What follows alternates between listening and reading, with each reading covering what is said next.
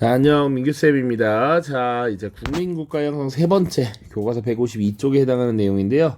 이탈리아와 독일의 통일 부분, 그리고 미국의 발전 부분입니다.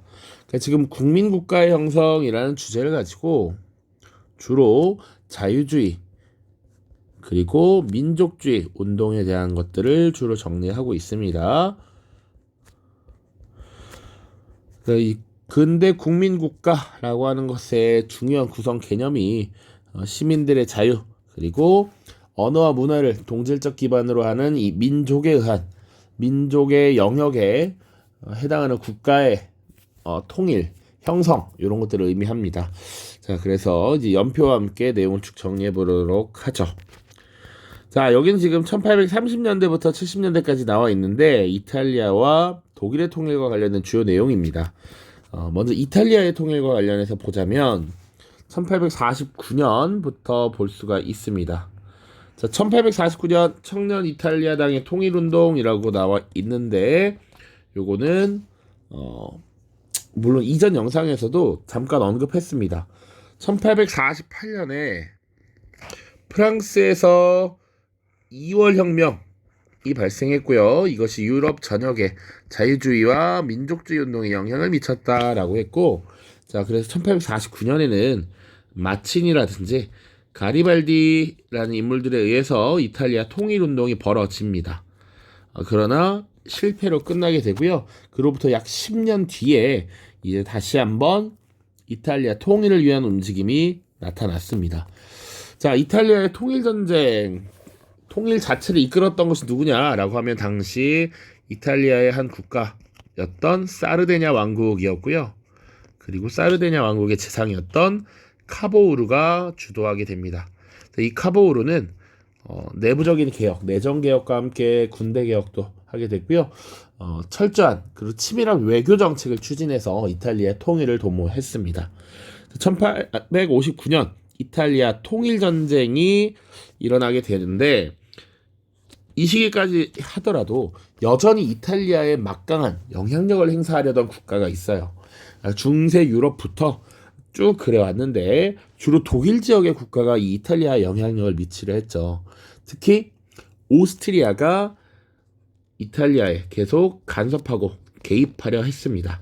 그리고 이탈리아의 통일 자체가 오스트리아에게 위협이 될 거라고 생각했기 때문에 오스트리아는 이탈리아의 통일을 극구 막으려는 입장이었어요. 그래서 이 오스트리아와 전쟁을 벌이게 되고 이때 오스트리아의 약화를 바랬던 프랑스가 이 전쟁을 지원하게 됩니다.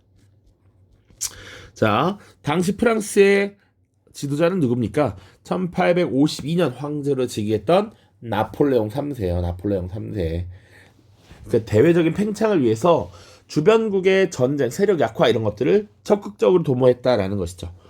자, 그래서 카보우르가 이끄는 리드하는 이 사르데냐 왕국 중부와 북부 이탈리아를 통합하게 되고요. 1860년에 가리발디라고 하는 인물이 의용군을 이끌고 이탈리아 남부 지역을 장악하면서 사르데냐 왕국의 국왕에게 그 땅을 헌납하는 형태로 61년 이탈리아가 통일되게 됩니다.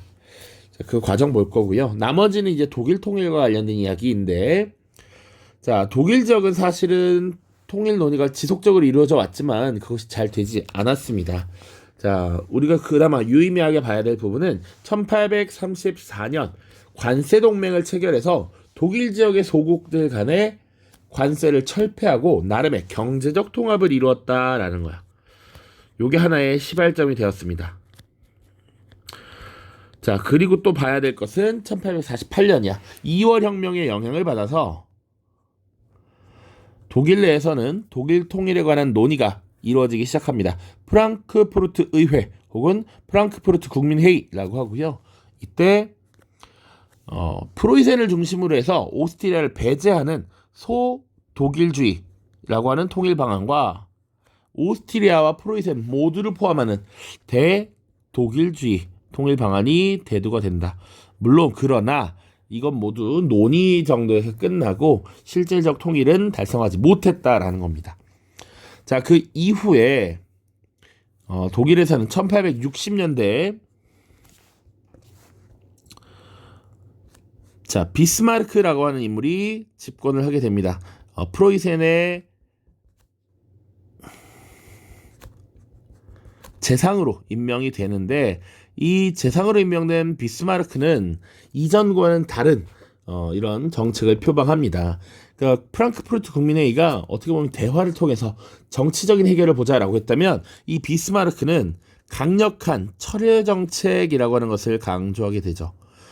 역시 오로지 강성한 무기, 군사력, 그리고 피로서만 통일을 달성할 수 있다라고 하는 거야. 그래서 강력한 군비 확장 정책을 펼치게 됩니다. 자, 그리고 이 프로이센 중심으로 독일 통일 과정이 쭉 이루어지는데, 역시나 이 오스트리아와의 전쟁을 통해서 독일의 통일 전쟁이 시작됩니다. 자, 오스트리아를 무너뜨리고요. 그 지역의 북부 독일 지역의 국가들을 이 북독일 연방에 포함을 시켜서 북독일 연방이라고 하는 것을 먼저 창설을 하고요. 그 이후에 프랑스와 전쟁을 벌이게 되죠. 프로이센 오스트리아 전쟁 1866년, 그리고 프랑스와의 전쟁을 통해서 사실상 독일의 통일을 완수하게 된다. 그 이후 프랑스의 베르사유 궁전에서 독일 통일제국의 선포 및 비렐름 1세의 황제 즉위식을 거행을 하게 되면서 통일이 완수가 되는 것이죠. 자, 요거 지금 살펴보겠습니다. 이탈리아의 통일부터 보도록 하죠. 자, 이탈리아의 상황은 어땠느냐라는 것입니다. 배경 보시면 여러 왕국과 교황령 등으로 분열된 상태가 지속되어 있었고, 특히나 이탈리아 북부 지역에서는 이 오스트리아의 간섭과 지배가 심했다라는 겁니다. 근데 이게 벌써 1840년대, 50년대의 일이죠. 19세기란 말이야, 둘 다. 근데 이런 중세 유럽의 상황은 언제부터 이랬느냐? 우리 완전 옛날 1000년 전으로 돌아가서 프랑크 왕국이 무너지고 베르댕 조약, 메르센 조약 체결할 때 중프랑크 왕국이 지금의 이탈리아 북부 지역에 있었습니다. 이 분열된 상황이 사실 이때까지 지속되었다라고 보면 돼요. 주로 독일, 오스트리아 등의 영향을 받아왔고요. 자, 그리고 프랑스 2월 혁명의 영향이 이탈리아에도 전파가 되면서, 그래, 맞아, 우리도 이 과정에서 우리 이탈리아인들이 주도하는 통일을 이루고 이탈리아어를 사용하는, 그리고 우리와 문화를 공유하는 사람들끼리 국가를 만들어야 돼 라고 하는 통일운동이 벌어지죠. 이것을 주도했던 것이 마치니, 가리발디입니다. 그러나 이들의 노력은 사실 성공하지 못했다. 1849년의 일입니다. 자, 그리고 약 10여 년 뒤에 이제 이탈리아의 본격적인 통일 과정이 등장합니다. 사르디냐 왕국의 재상 카보우르가 활약을 했다라는 것 기억을 해두시고요. 이 카보우르는 기본적으로 사르디냐 왕국의 부흥을 이끌기 위해 노력합니다. 산업을 장려했고 군대를 개편했고요. 치밀한 외교 정책을 통해서 이 통일의 밑바탕을 그렸다라고 해도 과언이 아니야. 자, 그리고 끊임없이 이탈리아 지역에 간섭을 행하면서 이탈리아의 통일을 저해하려던 오스트리아와 전쟁을 벌이면서 승리하였고, 결국 중북부 이탈리아를 병합했습니다. 자, 오스트리아와의 전쟁 1859년 통일전쟁을 벌이게 되고요. 이때 오스트리아의 세력 약화를 꿈꿨던 프랑스가 지원을 해주었다. 이것을 지원했던 프랑스의 당시 황제 나폴레옹 3세입니다. 이 시기 유럽은 사실은 역학관계가 굉장히 복잡해서 우리 국가의 이익이 된다면 나의 우방도 적이 될 수 있고 적도 우방이 될 수 있는 이런 상황이었다라고 보시면 돼요. 자, 그리고 중북부 이탈리아 지역은 이렇게 사르디냐 왕국에 의해서 통합이 됐다면 남부 지역은 어떻게 됐느냐? 이미 10여 년 전에 이탈리아의 통일운동을 주도했었던 가리발디가 의용군을 이끌고 시칠리아와 나폴리 그리고 본토 남부 지역을 점령합니다. 지도를 살짝 보시면 여기 시칠리아 섬이 여기고요. 그리고 나폴리 그리고 본토 남부 지역이 되겠죠. 요 지역을 지금 가리발디가 점령을 했고 여기는 사르데냐 왕국이 먹었습니다. 자, 이 이후에 가리발디가 본인이 획득한 이 영토를 당시 국왕이었던 비토리오 에마누엘레 2세에게 헌납을 해서 결국 통합 이탈리아 왕국이 탄생했다라는 것이죠. 1861년입니다. 가리발디가 열심히 점령한 이 땅을 국왕에게 헌납하는 형태로 통일 왕국이 달성되었다라는 거 1861년입니다. 자, 그리고 나서도 사실은 추가로 영토가 확장되는데 자, 베네치아 지역. 베네치아 보시면 이탈리아 왕국이 추가로 병합한 지역이야. 여기 베네치아 지역 여기입니다. 여기 이 지역은 언제 합병했느냐? 1866년인데 프로이센이 오스트리아와 전쟁을 벌이게 됩니다. 프로이센과 오스트리아 이때 프로이센을 지원함으로써 오스트리아로부터 이 땅을 빼앗을 수 있었다라는 겁니다. 프로이센을 지원함으로써 오스트리아에게 영향력을 약화시켰고 프로이센을 지원했다. 지원. 자, 교황령은 이제 무력으로 다시 이 지역을 병합했던 것이죠. 이렇게 1870년이었습니다.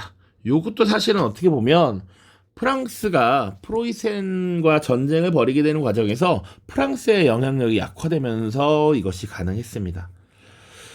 자, 그 다음 독일은 독일입니다.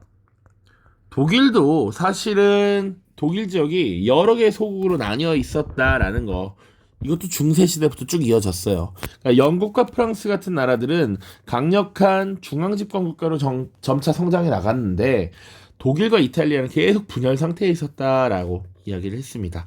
자, 그래서 프로이센 중심으로 크게 한 덩어리, 오스트리아 중심으로 크게 한 덩어리 이렇게 형성이 되어 있을 뿐 그 작은 국가들의 연합이라는 형태는 변하지 않았다.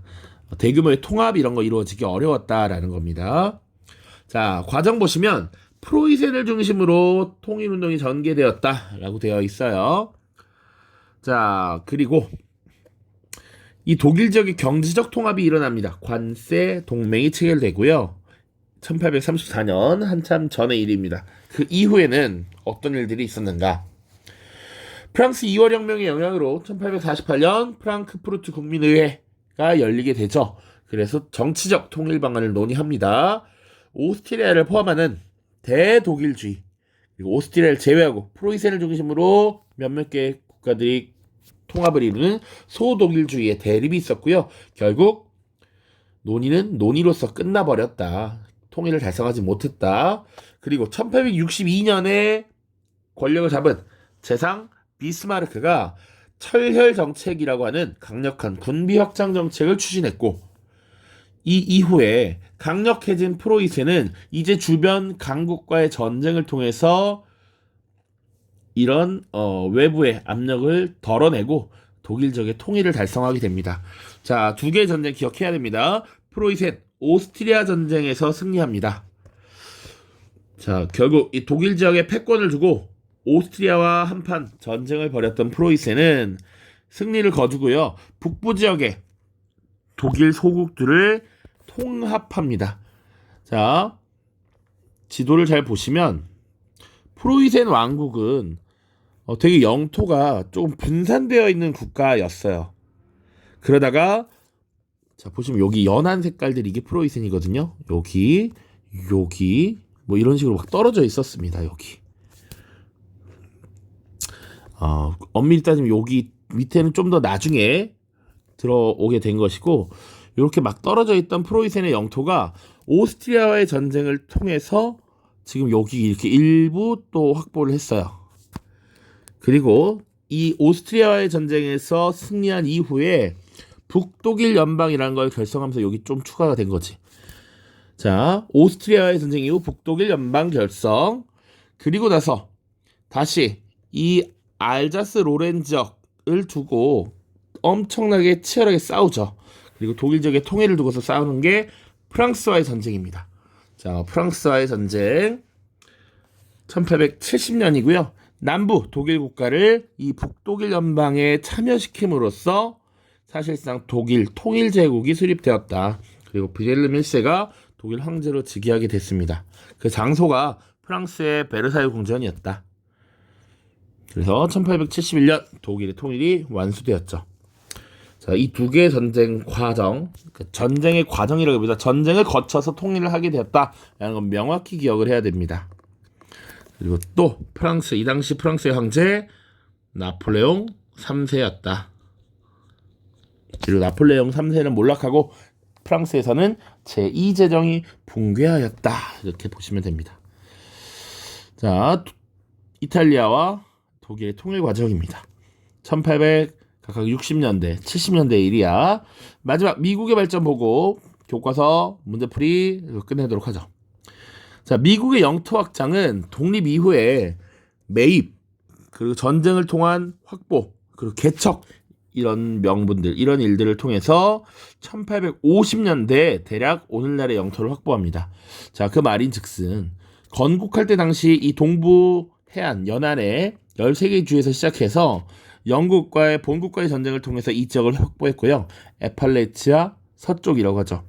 그 이후에 보시면 이 태평양까지 쭉 나아가는데 약 5, 60년간 걸렸다라는 얘기입니다. 중요한 것들만 그나마. 자, 당시 프랑스로부터 이 루이지애나 지역을 매입하죠. 이 루이지애나라는 명칭이 루이의 땅이야. 루이 하면 프랑스 왕 이름들이 많이 생각나죠. 루이지애나를 매입했다. 그래서 이 미국 중부에 대다수의 땅을 구입했다라는 것. 그리고 또 중요한 것은 이 플로리다 지역 에스파냐로부터 할량받았다. 또 주로 멕시코와의 전쟁을 통해서 이 서부 지역을 획득했죠. 멕시코로부터 할양, 이 정도는 기억하고 있어야 한다. 물론 나머지도 다 알면 좋겠지만 굳이 따지자면 프랑스로부터 루이지애나 매입, 그리고 멕시코로부터 전쟁에서 승리하면서 샌프란시스코를 비롯한 미국 서부 지역을 획득, 에스파냐로부터 지금의 플로리다 지역을 할양받았다. 이런 것들 보시면 되겠습니다. 알래스카, 러시아로부터 매입 이런 것들도 있죠. 자, 전쟁, 그리고 영토 확장 이런 것들 중요한데 조금 더 중요한 것은 이 남북 전쟁입니다. 남북 전쟁이 하나의 주제로서 언급이 될 수 있습니다. 자, 미국은요 산업혁명이 19세기 초부터 이제 시작이 되면서 북부와 남부와 경제적 격차가 굉장히 심화됩니다. 남부는 주로 노예노동에 입각한 대농장 경영을 중시했고요. 그러다 보니 자유무역론이 우세했습니다. 이 말은 뭐냐? 노예는 사실 임금을 지불하지 않아도 돼요. 굉장히 싼 값의 물건을 생산할 수 있어. 특히 이제 농장 경영이니까 농업 생산 비용이 굉장히 적어요. 그러니까 자유무역을 해서 자기가 좀 더 싸게 팔 수 있어야 한다. 자기가 싼 값에 생산할 수 있기 때문에 가격 경쟁을 통해서 이걸 팔아 넘겨서 이윤을 얻어야 해. 그러니까 자유무역이 조금 더 이들이 바라는 것이었고, 북부 지역은 산업혁명의 여파로 임금 노동에 기초한 상공업이 발달합니다. 그러니까 가격 경쟁을 해야 되는데 이들은 임금을 다 지불해야 되는 입장이기 때문에 단순히 얘기하면 가격 경쟁에서 승리하기 위해서는 국가가 보호무역을 하는 게 조금 더 유리합니다. 자, 남부에서는 농업 생산 부분을 외부에 팔아넘기는 거, 이게 중요하기 때문에 자유무역이 좋았고, 북부는 보호무역이 좀 더 자신들에게 이익이 될 거다라고 보았습니다. 그래서 남부와 북부의 입장차가 있었다. 그리고 남부에서는 이 노예라고 하는 존재가 굉장히 필요한 존재이죠. 그런데 당시 1861년에 노예제 확대 반대론자였던 에이브러함 링컨이 당선을 하게 되고요. 그 이후에 자신들의 입지가 좁아질 것을 우려한 남부 지역에 7개의 주가 연방에서 탈퇴하면서 결국 남북 전쟁이 시작되게 됩니다. 이 남부 지역의 주가 결성한 정치적 구성체가 아메리카 연합이라는 거야. 그래서 초기에는 남부 연합 혹은 아메리카 연합이 전쟁을 우월하게 가져가고 있었습니다. 그런데 전쟁 도중에 링컨이 노예 해방 선언을 발표하면서 이런 노예들의 지지를 얻게 되고 남부에서도 어느 정도 세력 이탈이 나타나게 되는 것이죠. 결국 북부 지역이 승리를 하게 되었고 전쟁 이후에 상처가 빠르게 회복되면서 미국의 급속도로 빠른 발전이 이루어집니다. 전쟁 이후에 단합 그리고 대륙 횡단 철도를 부설하면서 눈부신 경제적 발전을 이루게 되었다라는 것까지 보시면 됩니다. 자, 교과서 보고 문제 풀고 마무리 짓도록 하겠습니다. 자, 교과서 152쪽입니다. 152쪽. 이탈리아 독일의 국민국가 발전 본문과 관련해서 조금 보자면 이탈리아의 당시 상황 나와 있고요. 19세기 초 두 번째 줄 보시면 나폴레옹에 의한 전쟁은 이탈리아의 민족의식을 자극했다. 이후에 프랑스 2월 혁명의 영향을 받아서 마치니, 가리발디 등 급진파가 민족 통일, 민족 개혁을 추구하는 운동을 전개했지만 실패하였다.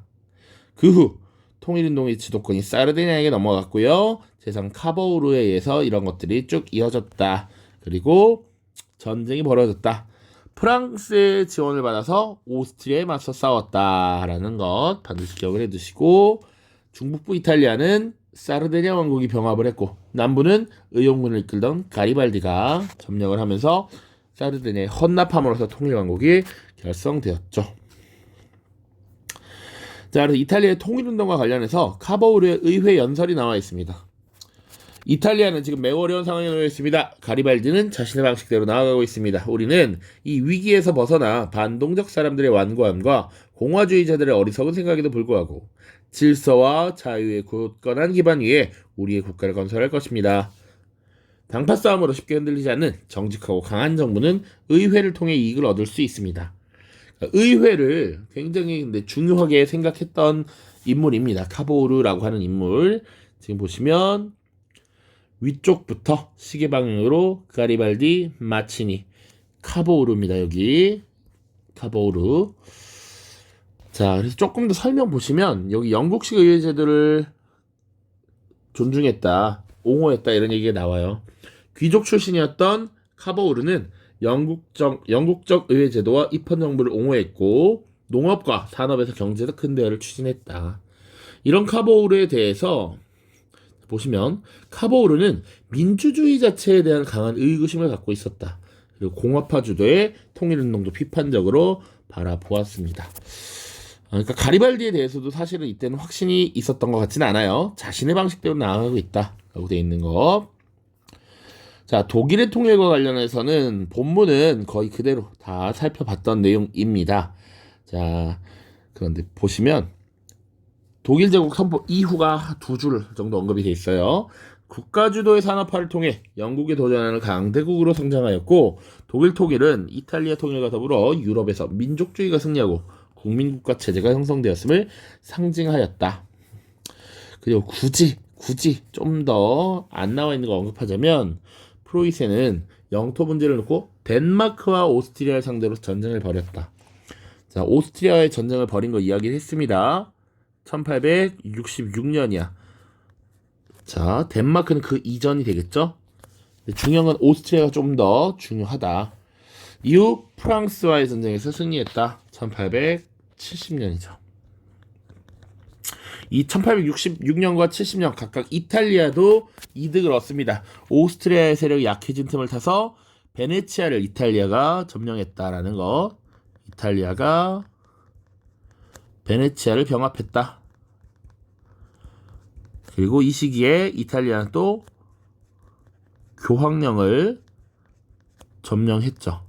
병합했습니다. 같이 기억을 해두시라. 자, 독일 황제 즉위식 1871년 프랑스와의 전쟁에서 승리한 직후에 프랑스의 베르사유 궁전 거울의 방에서 비렐름 1세의 즉위식이 열렸고요. 이 인물이 비스마르크입니다.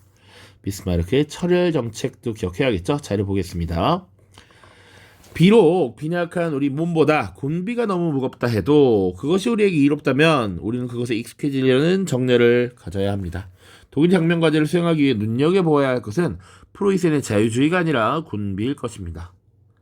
연설과 과반수의 찬성으로 당면한 문제가 해결되지 않습니다. 그것이 1848년과 49년의 중대한 실수였습니다. 요걸 뭘 말하느냐?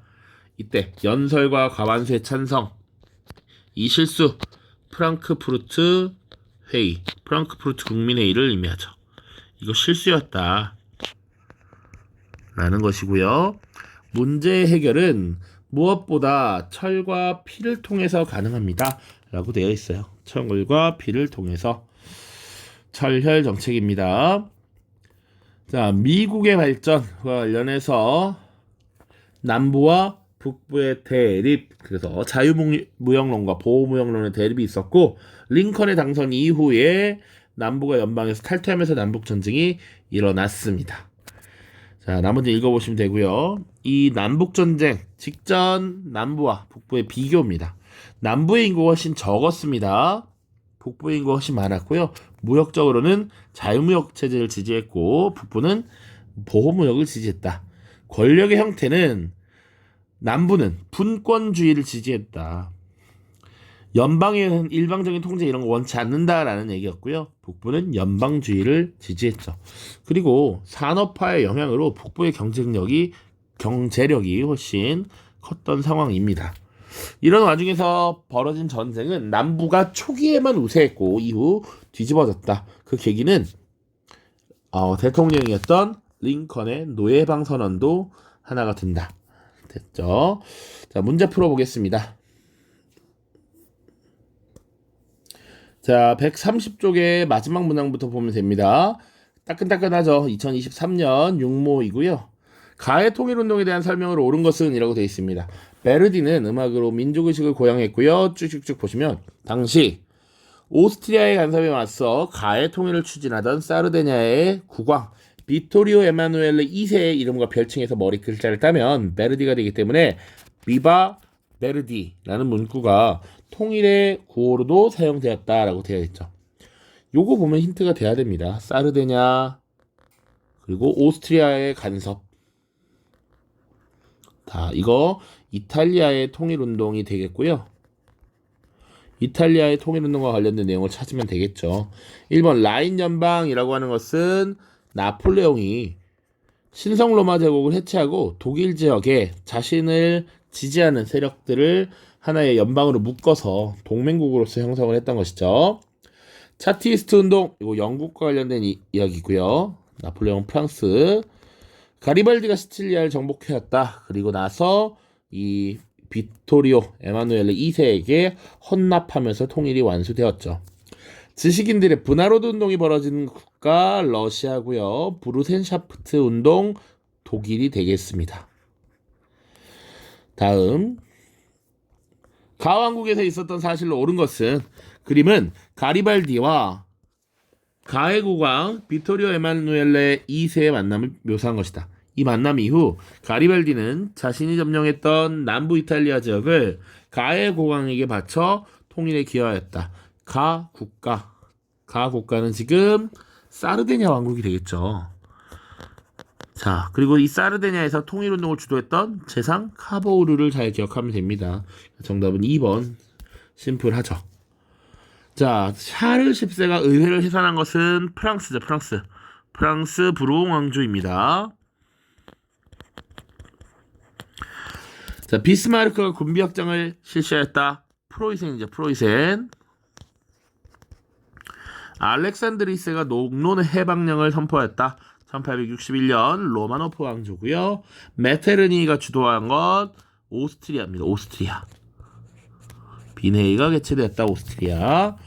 오른쪽입니다. 가나 국가 사이의 관계에 대한 설명을 온 것은 이탈리아 통일을 주도한 사르데냐 왕국은 북부 이탈리아 지역을 지배하던 인접국 가에 맞서기 위해서 이 가는 이탈리아 북부에 영향력을 행사하던 오스트리아가 될 겁니다. 나의 군사력을 빌리는 대가로 리스 등을 할양하였다. 자, 오스트리아에 맞서기 위해서 프랑스의 군사력을 빌렸다라는 겁니다. 그래서 북부 이탈리아 서부 지역에 프랑스 지역에 붙어 있었던 니스라고 하는 지역을 할양했습니다. 요거 내용의 정리를 해둬야 됩니다. 그러나 솔페리노 전투 등에서 큰 병력 손실을 입은 프랑스가 사르디냐 왕국과의 협의 없이 일방적으로 휴전하였고, 이에 사르디냐 왕국은 북부 이탈리아의 일부 지역을 차지하는 데 만족해야 했다. 이때 사르디냐 왕국이 획득하지 못한 베네치아는 통일된 이탈리아 왕국에 속하지 못했다가 프로이센이 숙적 오스트리아에 승전한 것을 계기로 비로소 이탈리아 왕국에 편입되었다. 정말 중요한 자료이죠. 잘 기억하고 있어야 되는 자료입니다. 자, 그래서 오스트리아와 프랑스의 관계를 묻고 있네요. 미국 혁명 당시 렉싱턴 전투에서 교전을 벌였다. 렉싱턴 전투, 미국 혁명 당시 중요한 전투 중에 하나죠. 당시 영국과 식민지 민병대, 미국의 식민지 민병대의 충돌이었지. 그러니까 해당되지 않아요. 가나가 아닙니다. 1차 대전 이후 베르사유 조약을 체결했다. 프랑스와 주로 독일이 되겠죠. 프랑스와 독일이 주 대상이 되겠습니다.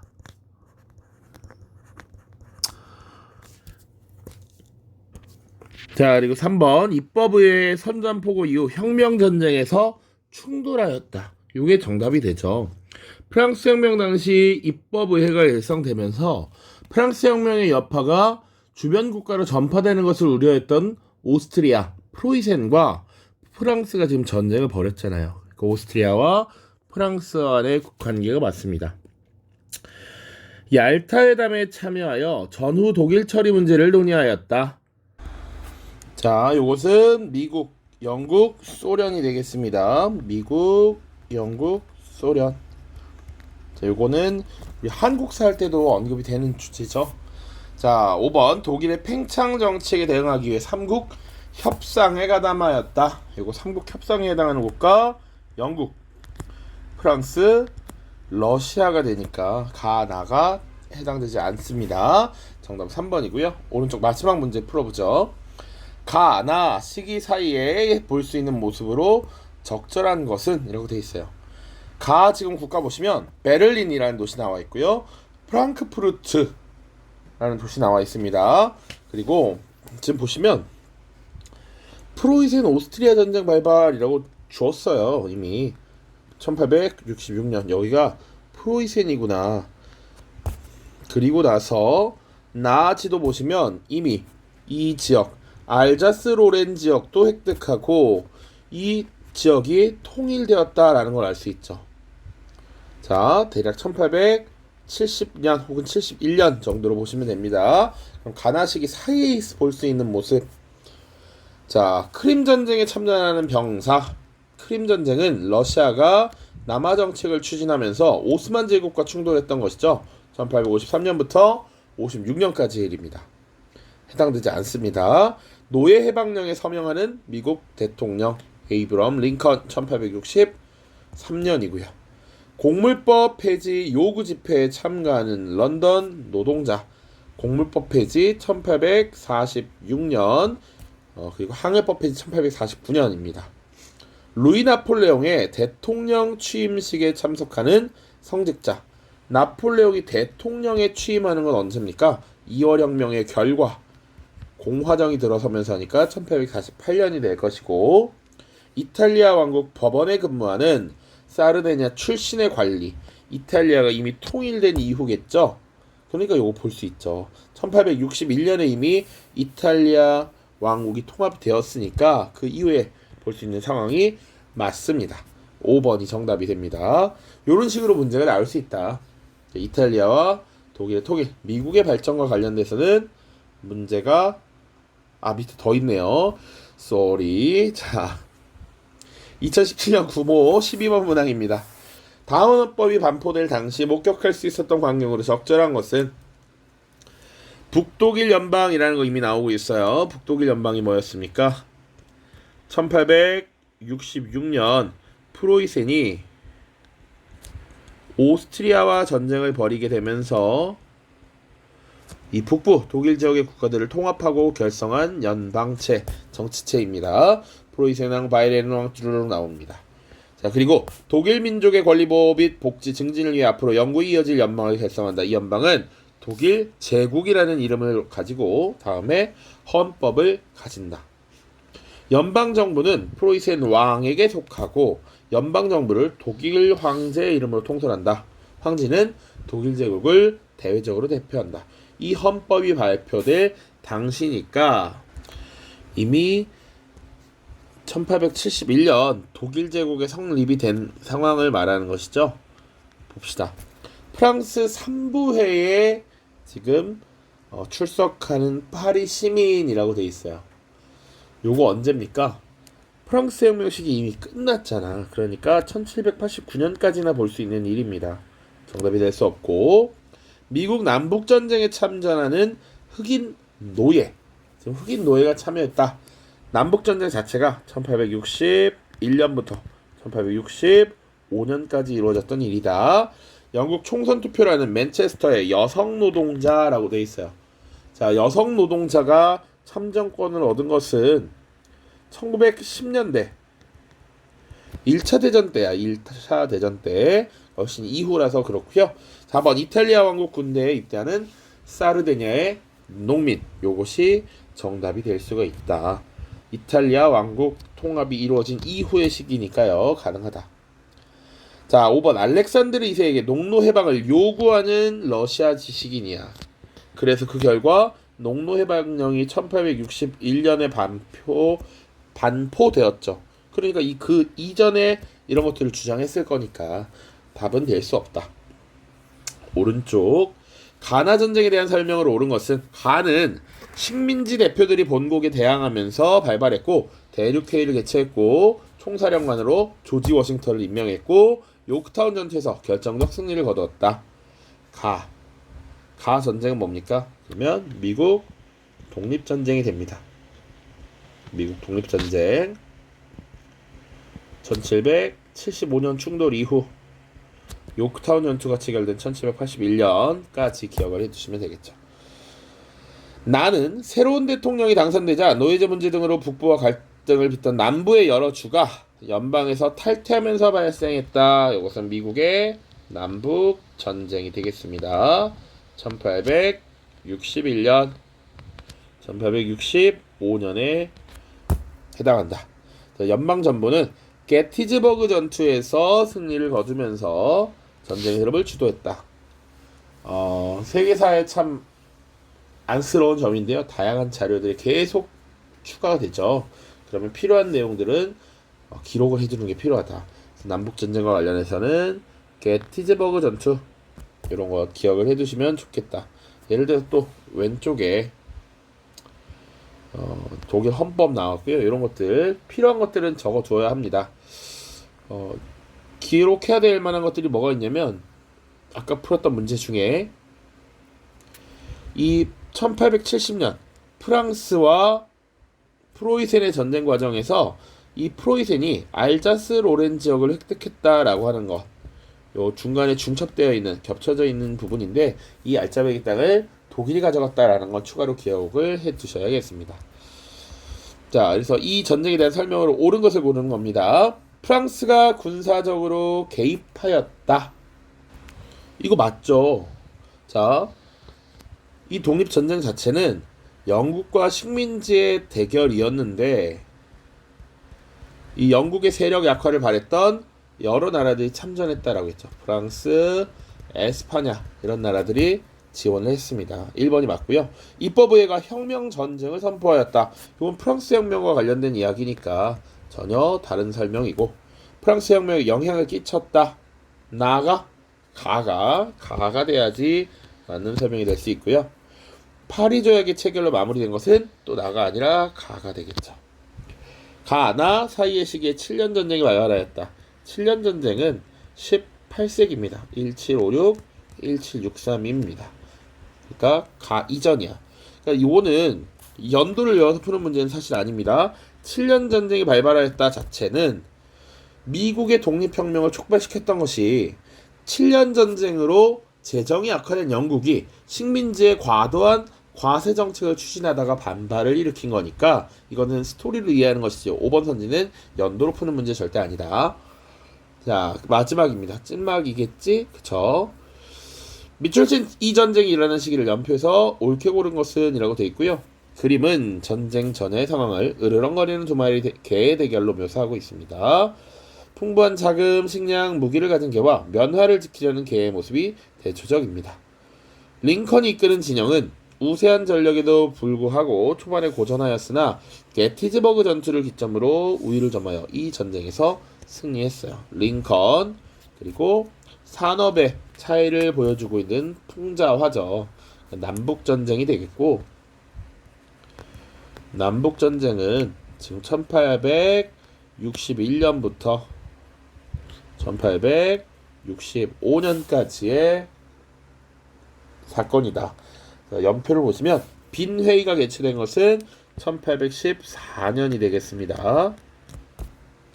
그리스 독립 1829년이고요.